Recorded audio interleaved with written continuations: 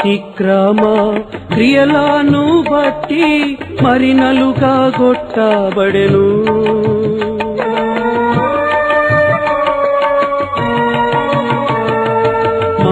అతిక్రమ క్రియలను బట్టి మరి నలుగా గొట్టబడెను.